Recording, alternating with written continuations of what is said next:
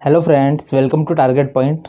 अपना टॉपिक चल रहा है परसेंटेज। ठीक है, परसेंटेज के इससे पहले 2 लेक्चर हो गए हैं, जिन्होंने नहीं देखा होगा पहले वो देख लीजिएगा।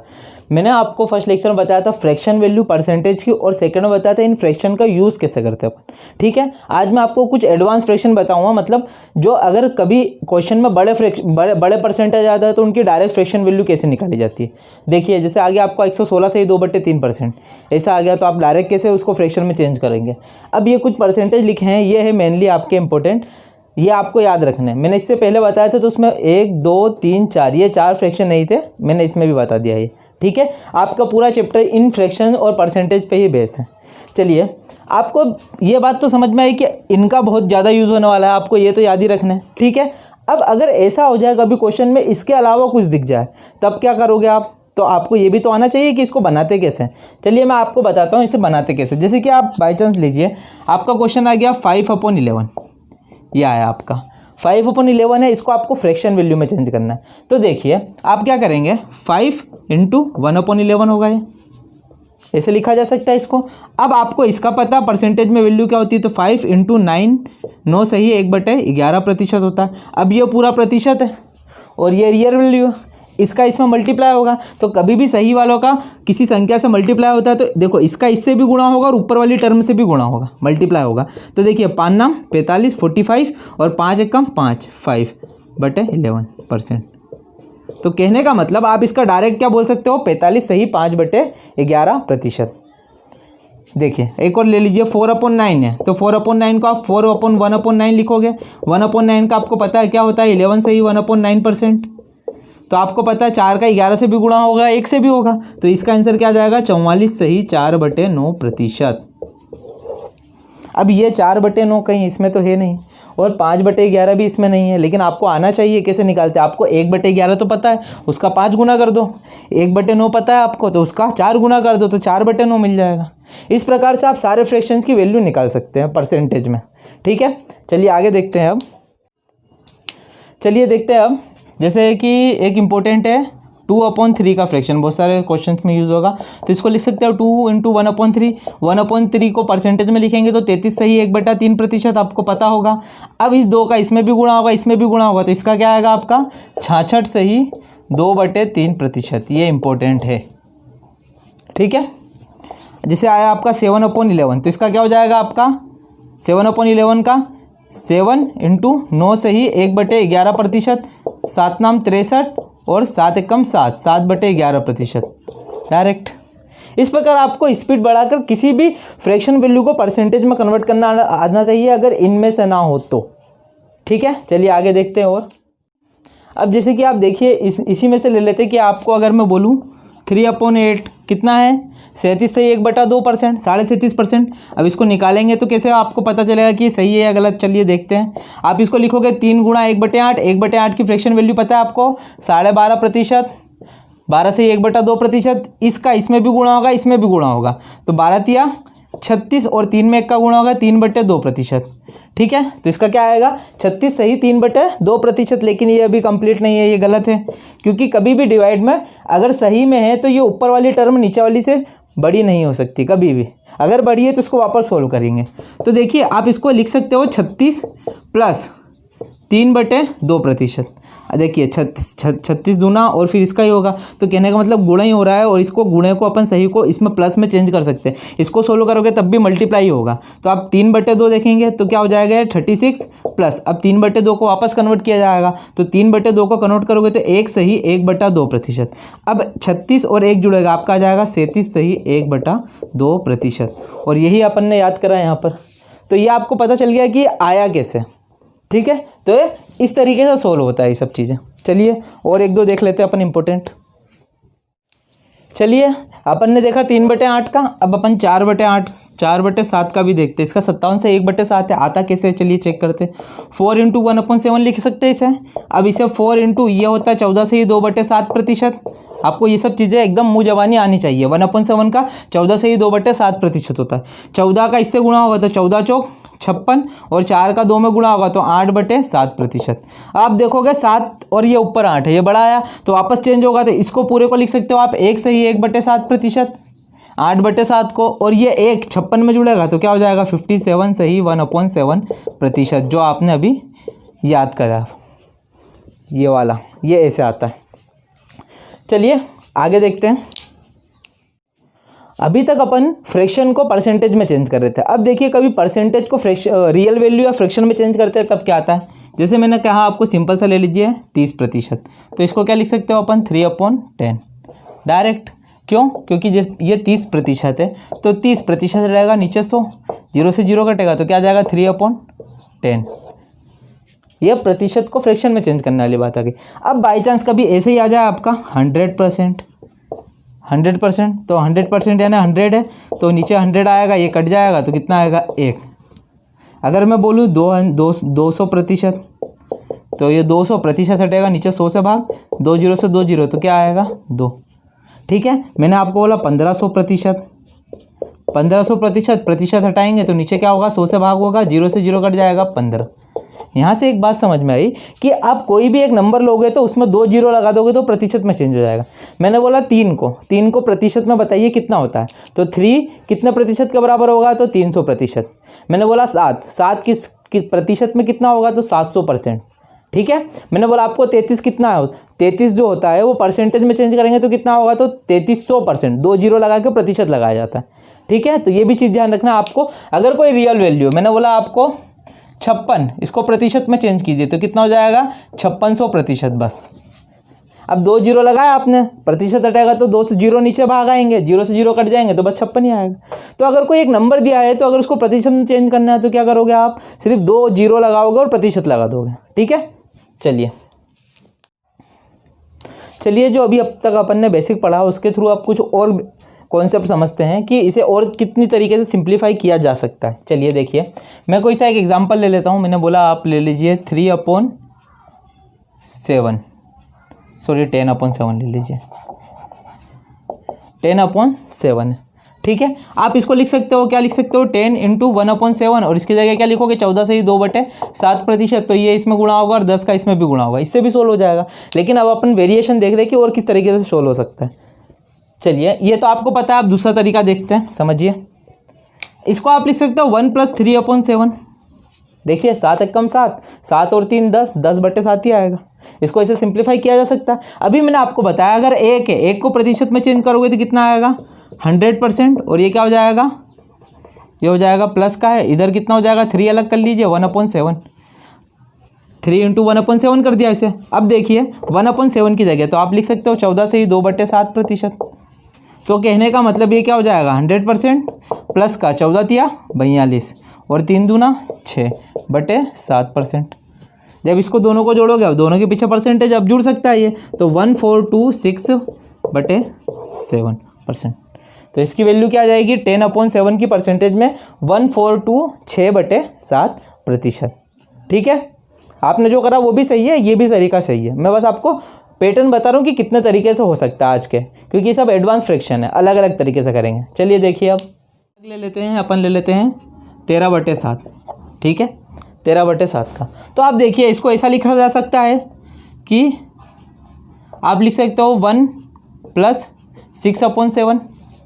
अभी जो आपने तरीका देखा, या तो आप इसको लिख सकते हो क्या, आप 13 × 1/7, और इसकी जगह लिखोगे आप 14 से ही 2/7%। 13 का 14 में भी गुणा हो, 13 का 2 में भी, लेकिन ये थोड़ा लेंदी हो जाएगा। ठीक है, चलिए अब इसका दूसरा तरीका देखिए।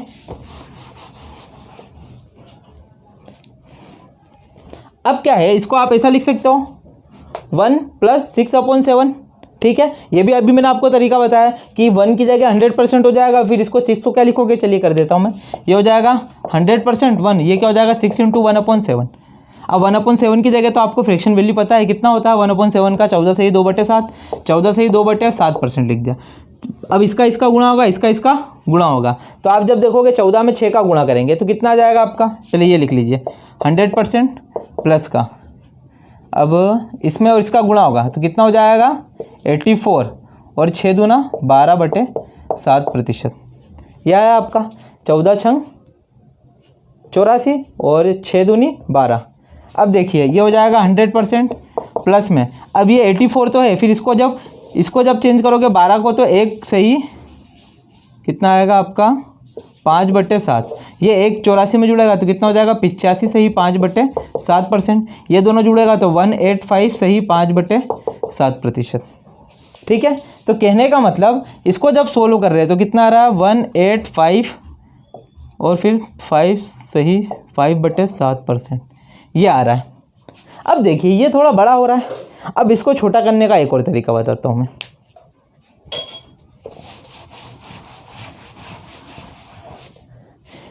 इसको थोड़ा पीछे से चलते हैं, अब पीछे से लेके देखते हैं, इसे भी हटा दीजिए। ये आपका 13/7 है ना, इसको ऐसा लिखा जा सकता है क्या 2 माइनस का 1/7।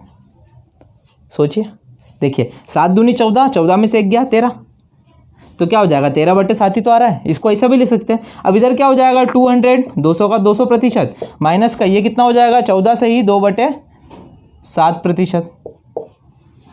ठीक है, अब ध्यान से समझिए कि अब एक ही लाइन में दोनों प्रतिशत चेंज हो गए। इससे पहले जो बताया था वो थोड़ा लेंदी हो रहा था, तो आप इसको 2 माइनस 1/7 भी लिख सकते हैं।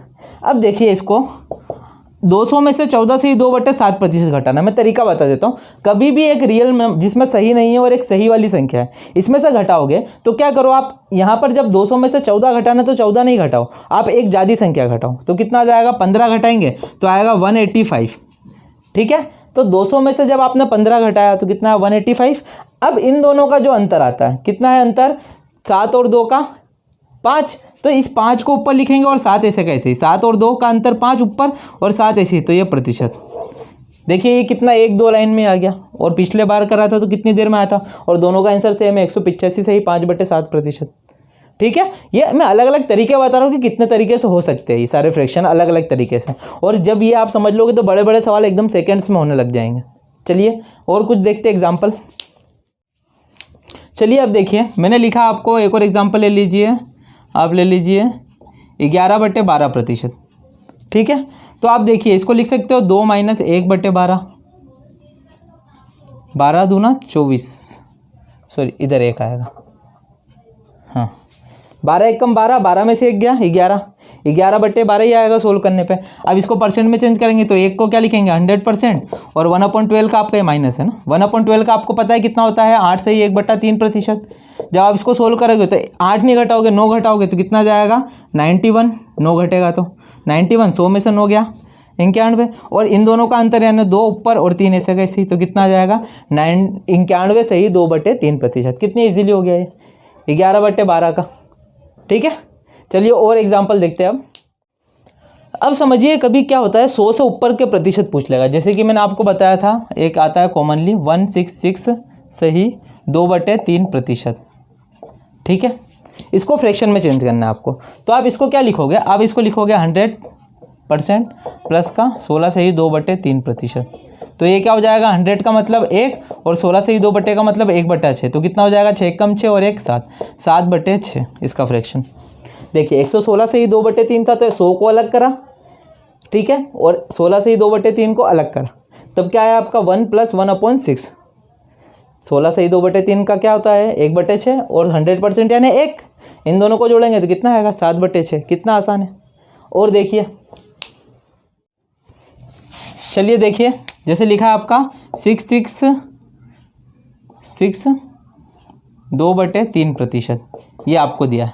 ठीक है, तो इसको कैसे आप देखोगे, आप इसको देखोगे, इसको क्या लिखेंगे आप 600% प्लस का 66 से ही 2/3%।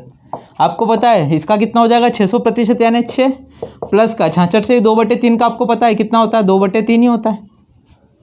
ये मैंने अभी स्टार्टिंग में बताया था, क्यों, क्योंकि 33, जैसे देखिए मैंने आपको बताया था 33 से ही 1/2% का कितना होता है 1/3।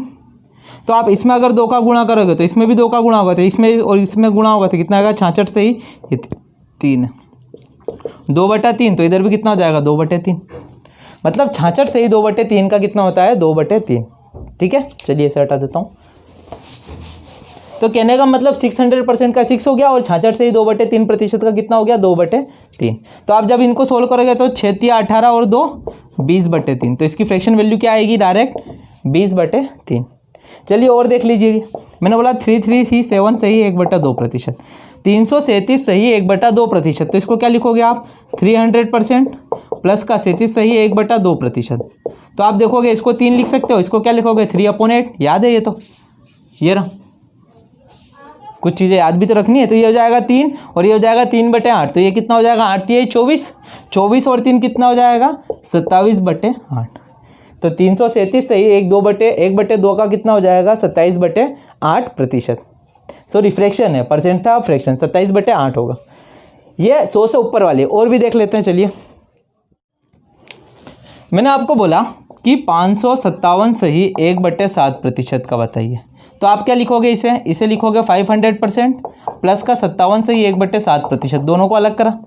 अब 500% यानी 5 और इसका कितना होता है 4/7। ये कुछ याद रखने के लिए बोला था मैंने आपको।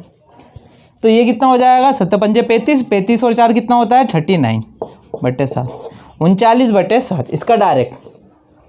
ठीक है, चलिए और देखते हैं कुछ। मैंने बोला आपको 909 सही 1/11%। तो ये कितना हो जाएगा 900% प्लस का 9 सही 1/11%। तो 900 का तो 9 हो जाएगा, इसका हो जाएगा 1/11, 11 ना में 99 और 100, तो इसका कितना हो जाएगा 100/11 फ्रैक्शन, 100/11 इसका डायरेक्ट। चलिए ठीक है, तो ये सब मैंने आपको बताया कि 100 से ऊपर वाले फ्रैक्शन को आप कैसे सोल्व करेंगे, इनको तोड़ के अलग करना पड़ते हैं। मैं आपको आज के लेक्चर में पूरा बता रहा हूँ कि किस तरीके से फ्रैक्शन में और परसेंटेज में रिलेशन होता है, किस अलग अलग तरीके इनको तोड़ने का है। ऐसा नहीं कि एक ही तरीका, बहुत सारे तरीके होते हैं। तो इन्हें आप समझिए कैसे होगा, यही सब आगे काम आएंगे स्पीड बढ़ाने में। और अच्छे लेवल के जो क्वेश्चन होते हैं ना SSC में आते हैं, उनको सोल्व करने में यही सब चीज़ें काम आएगी। ठीक है, चलिए आगे देखते हैं। अब मैं आपको कुछ क्वेश्चन करा रहा हूँ उन्हीं परसेंटेज के बेस पे जो मैंने आपको बताया अभी। ठीक है, चलिए मैं क्वेश्चन बोलता हूँ। यदि किसी संख्या में 150 जोड़ा जाता है, 150 जोड़ा जाता है, ऐड किया जाता है, तो प्राप्त संख्या अपने आप का कितना हो जाता है 457 सही 1/7, 457 सही 1/7% हो जाता है। कब? जब इसमें क्या जोड़ा जाता है 150 ऐड किया जाता है। यदि किसी संख्या में 150 जोड़ा जाता है तो प्राप्त संख्या अपने आप का कितना हो जाती है 457 सही 1/7% हो जाती है। तो वो संख्या ज्ञात करनी है। तो पहले आप इसका फ्रैक्शन वैल्यू देखिए, तो ये हो जाएगा 400% प्लस का 57 सही 1/7%। तो 400 का तो कितना हो जाएगा 4 और इसका होता है 4/7, 7 चौक 28, 28 और 4 32, तो 32/7। अब देखो ध्यान से समझ लो कि ये 7 है ना, और ये 457 सही 1/7%। तो कहने का मतलब 7 का 457 सही 1/7% ऊपर वाला होगा 32। तो देखिए 7 को 32 बनाने के लिए कितना जोड़ना है, तो आप ध्यान से देखेंगे तो कितना जोड़ोगे आप, देखिए 25 ऐड करना पड़ेगा। लेकिन इसने 25 ऐड अपन कर रहे, लेकिन उसने कितना करा है 150, तो इसने कितना गुना करा है 6 गुना। तो आपकी संख्या 7 थी, तो 7 ना होकर कितनी हो जाएगी, ये भी रियल में 6 गुना 7 छंग 42, तो वो संख्या क्या है 42। ठीक है, चलिए आगे देखते हैं, नेक्स्ट क्वेश्चन देखते हैं। चलिए मैं क्वेश्चन बता रहा हूँ आपको। यदि किसी संख्या में 11 जोड़ा जाता है तो वो प्राप्त संख्या अपने आप का 116 सही 2/3% हो जाती है। 11 जोड़ रहे हैं इस बार कितना जोड़ रहे हैं 11, तो कितनी हो रही है 116 सही 2/3%। आपको पता है इसको लिख सकते हो 100 प्लस का 16 सही 2/3%। आप देखिए 100 को 1 लिख सकते हो, इसको 1/6 लिख सकते हो। अब देखिए जब इसको जोड़ोगे 6 कम 6 और 1 7, 7/6। अब ध्यान से समझिए यहाँ पर थोड़ा कि 116 सही 2/3% है। तो कहने का मतलब 6 का 116 सही 2/3% 7 होता है। तो 6 को 7 बनाना मतलब इतना बनाने के लिए कितना जोड़ना पड़ेगा, तो कितना जोड़ना पड़ेगा 1 जोड़ना पड़ेगा 6 में, तो 7 बन जाएगा और वो इतने बराबर ही होगा 6 का 116 सही 2/3 के बराबर ही है 7। तो 1 जोड़ा आपने, उसने कितना बोला है, उसने 1 नहीं जोड़ा, उसने 11 जोड़ा है। तो ये कितना गुना है 11 गुना। तो उसी प्रकार 6 भी आपकी संख्या है, तो 6 भी नहीं होगी, रियल में कितनी होगी 11 गुना, तो संख्या क्या हो जाएगी 66। ठीक है, चलिए अगला क्वेश्चन देखते हैं। क्वेश्चन में बोल रहा हूँ आपको, यदि किसी संख्या में कितना जोड़ा इस बार 380 380 जोड़ा इस बार। ठीक है, अगर जोड़ा जाए तो प्राप्त संख्या अपने आप का 337 सही 1/2%, 337 सही 1/2% हो जाती है। ठीक है। तो वो संख्या बताइए। मैं क्वेश्चन बोल देता हूँ एक बार। यदि किसी संख्या में 380 जोड़ा जाता है तो प्राप्त संख्या अपने आप का 337 सही 1/2% हो जाती है। तो आपको संख्या बतानी है, संख्या ज्ञात करनी है। चलिए देखिए, पहले इसको आपको फ्रैक्शन में तोड़ना पड़ेगा। तो ये हो जाएगा 300% प्लस का 37 सही 1/2%। आपको पता है 300 को आप 3 लिख सकते हो और 37.5 यानी क्या हो जाएगा 3/8। आप देखोगे 8 × 24, 24 और 2 27, सॉरी 24 और 3 है 27/8, 27/8। तो ये हो गया आपका फ्रैक्शन में। अब ये कितना है आपका 1/2% की वैल्यू। मतलब आप देखोगे कि 8 का 337 सही 1/2% 27 होता है। तो 8 को 27 बनाने के लिए कितना जोड़ना पड़ेगा? तो आप इसका अंतर देखिए, कितना जोड़ना पड़ेगा? इसमें जोड़ना पड़ेगा 19। अगर 8 में 19 जोड़ोगे तो 27 हो जाएगा, और 27 हो गया तो ये अपने आप का 337 सही 1/2% हो जाएगा, ऊपर वाला होता है। तो आप देखो, आप 19 जोड़ रहे हो, उसने कितना जोड़ा है? उसने जोड़ा रियल में 380। तो ये कितना गुना है? ये आपका 20 गुना है। 19 गुना 38 होता है ना, और एक जीरो है तो एक जीरो लगा दिया, 20 गुना है। तो आपकी संख्या अभी 8 नहीं होगी रियल में, क्योंकि बेस वाली ओरिजिनल रहती है नीचे वाली। तो बेस वैल्यू ये थी, आपने ये मानी थी, तो 8 नहीं होगी, ये भी 20 गुना कितना होगा 160। तो इसका आंसर कितना जाएगा 160। ठीक है। तो आज के लेक्चर में आपको क्या बताया है कि इन फ्रैक्शन और परसेंटेज में कैसे रिलेशन होता है, इनको कितने तरीके से अलग अलग तरीके से तोड़ सकते हैं। और जो मैंने लास्ट में 3-4 क्वेश्चन कराए, आपको 3 क्वेश्चन कराए हैं, वो एग्जाम में आए हुए। तो बड़े 100 से ऊपर पे भी 100 से ऊपर वाले जो परसेंटेज होते हैं उन पे भी क्वेश्चन बनते हैं। ऐसा नहीं है कि आपने बस ये याद कर लिया और बस इतने में हो जाएगा। आपको आना चाहिए कैसे तोड़ा जाता है, कैसे बनाया जाता है। परसेंटेज को तोड़ना भी आना चाहिए फ्रैक्शन में, और फ्रैक्शन से परसेंटेज भी बनाना आना चाहिए। ठीक है। तो आशा करता हूँ आपको आज का लेक्चर पूरा अच्छा लगा होगा। चलिए मिलते हैं अगले लेक्चर में। Thank you so much.